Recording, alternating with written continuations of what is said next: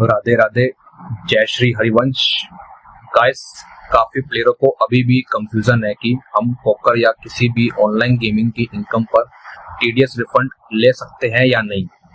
मैं आपका confusion clear करने वाला हूं। इस ऑडियो को ध्यान से पूरा सुनना और जो भी डाउट्स या क्वेश्चन हो तो मुझे पूछ लेना मैसेज करके। नॉर्मली ऑनलाइन गेमिंग इनकम पे टीडीएस रिफंड नहीं मिलता, जबकि आईटीआर फाइल करते वक्त आपको अपने कटे हुए टीडीएस पे 4% सेस का पैसा और अगर इनकम हाई रेंज में है तो सरचार्ज का पैसा टैक्स के तौर पे करना होता है। सिर्फ एक रिलीफ अवेलेबल है 87A की रिबेट ओल्ड रिजीम में, जिनकी टोटल इनकम सारे सोर्सेस को मिलाकर 5 लाख तक है, तो वो रिबेट की मदद से 12,500 तक का मैक्सिमम रिफंड ले सकते हैं। ये छोटे और मिड प्लेयर्स के लिए रिलीफ होता है। बाकी इससे ऊपर के जितने भी टीडीएस रिफंड हो, चाहे 50 के या लाखों का, तो रिफंड आने के चांसेस अब कम है और रिजेक्शन के ज्यादा, और क्या पता डिमांड ही निकल जाए सेस और सरचार्ज की। आप फिर भी अप्लाई कर सकते हो। अप्लाई करने में कोई डायरेक्ट लॉस नहीं है, लेकिन रिफंड आएगा या नहीं आएगा वो टोटली गवर्नमेंट के हाथ में होता है। इनकम टैक्स डिपार्टमेंट ने अपने सिस्टम में वैसे ही इतने चेंजेस कर लिए हैं। उन्होंने एआई लगा रखा है जो मिसमैचेस पकड़ लेता है, इसलिए अब रिफंड मुश्किल है। अगर रिजेक्ट या डिफेक्ट हुआ तो रिवाइज करके सही से आईटीआर फाइल करवा ले, यही सेव ऑप्शन होता है। और अगर बाय चांस रिफंड आ भी गया तो भी स्क्रूटनी का नोटिस आने के चांसेस हाई हैं, और स्पेशली उन लोगों को जिन्होंने ज्यादा अमाउंट के रिफंड क्लेम किए हैं। लास्ट ईयर के ट्रेंड के हिसाब से mostly high refund cases 1.25 lakh से ऊपर वालों को स्क्रूटनी नोटिस मिले थे, लेकिन इस साल लॉयर रिफंड्स भी स्क्रूटनी में आ सकते हैं, कोई गारंटी नहीं इस बात की। इसलिए जो रिस्क लेने को तैयार है वही रिफंड के लिए आईटीआर फाइल करवाएं। रिफंड मिलने के पहले भी स्क्रूटनी का नोटिस आ सकता है, बट वो ज्यादातर उन्हीं को जाता है जिन पे डिपार्टमेंट को डाउट हो और उनकी आईटीआर की डिटेल वेरिफिकेशन करनी हो। अब प्लेयर सोचते हैं कि जब रिफंड मिलने की चांसेस ही कम है तो आईटीआर फाइल क्यों ही करवाएं, तो ये भी गलत है। आईटीआर फाइलिंग कंपलसरी है ऑनलाइन गेमिंग के केस में, क्योंकि ये इनकम स्पेशल कैटेगरी की होती है और इसमें रिबेट को छोड़ के और कोई भी डिडक्शन या स्लैब के बेनिफिट्स नहीं मिलते। आईटीआर फाइलिंग के और भी बेनिफिट्स होते हैं, जैसे कल को लोन या वीजा के लिए अप्लाई करना एटसेट्रा। ये एक इनकम प्रूफ होता है।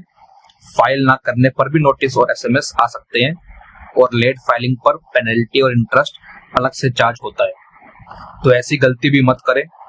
वैसे रिफंड लेने के कई तरीके हैं या जुगाड़ कह लो, लेकिन उनमें से एक नेट विनिंग्स का कॉन्सेप्ट है, जिसमें आपके सारे डिपॉजिट्स और विड्रॉल्स को एडजस्ट करके जहां जहां आपने खेला है एक फाइनल नेट विनिंग्स निकलती है प्लेयर की, जिसमें या तो उसे एक्चुअल में प्रॉफिट कम होता है या उसे लॉस होता है, जो इस बात की गारंटी देता है टेक्निकली थ्योरेटिकली प्लेयर को टीडीएस रिफंड मिलना चाहिए, जो उसका एक्स्ट्रा कट गया है, जो उसने ज्यादा पे कर दिया है सरकार को।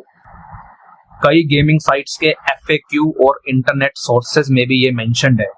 कुछ केस लॉज भी हैं और सुप्रीम कोर्ट की जजमेंट भी है जो टैक्स पेयर के फेवर में है, लेकिन प्रैक्टिकली स्टिल ये एक लीगल ग्रे एरिया है गवर्नमेंट की नजरों में। ग्रे एरिया का मतलब होता है ना पूरा सही और ना ही पूरा गलत, बस कोर्ट कचहरी के चक्कर पड़ सकते हैं अगर मैटर लॉयर लेवल्स जैसे स्क्रूटनी में फेसलेस असेसमेंट्स, फिर सीआईटी अपील, फिर आईटीएआई अपील में सॉर्ट आउट नहीं होता। तो स्क्रूटनी केस जब लगता है तो आपसे डिपार्टमेंट आपकी डिटेल्स लेते हैं, like bank statements, deposit history, आपने जहाँ खेल रखा होता है, विड्रॉल हिस्ट्री, और कुछ क्वेश्चनेयर के जवाब पूछते हैं। अगर केस आप हार जाते हो तो डिपार्टमेंट आपकी डिमांड निकाल देता है, प्लस आप पर पेनल्टी भी लगा सकता है 50% से 200% तक लेकिन पेनल्टी को आगे CIT कमिश्नर को अपील करके कम या माफ भी करवाने की रिक्वेस्ट कर सकते हैं, लेकिन गारंटी नहीं। केस जीतने पर रिफंड मिलता है या वापस नहीं करना पड़ता। फाइनल आउटकम के बारे में कुछ गारंटी नहीं दी जा सकती। ये पूरी तरह डिपेंड करता है आपके CA, टैक्स कंसल्टेंट और असेसिंग ऑफिसर पर कि कौन असाइन होता है, कौन सी सिटी से, क्योंकि फेसलेस असेसमेंट के लिए ऑफिसर्स अलग अलग अपॉइंट होते हैं। ऑनलाइन ये पूरा प्रोसेस होता है, इसलिए फाइलिंग हमेशा उस प्रोफेशनल से ही करवाएं जिसकी एक्सपर्टाइज हो, प्रॉपर रिप्लाई ड्राफ्ट करके आपकी तरफ से रिस्पॉन्ड रिप्रेजेंट कर सके। बट फाइनल डिसीजन हमेशा डिपार्टमेंट का ही होता है। मेरा पर्सनल ओपिनियन, रिफंड बिना हाई कोर्ट तक जाए और CIT ITAI में अपील ना करने पर ही मिलना चाहिए, क्योंकि फॉर्म 26AS और AIS में नेट विनिंग्स अलग दिखते हैं, जबकि एक्चुअल फिगर्स लॉसेस एडजस्ट करके अलग बनते हैं। हाँ, बस वही स्क्रूटनी का चक्कर पड़ सकता है। इन सब बातों का ध्यान रखें और काम करवाने से पहले अपना कंसेंट और परमिशन जरूर दें। राधे राधे, जय श्री हरिवंश।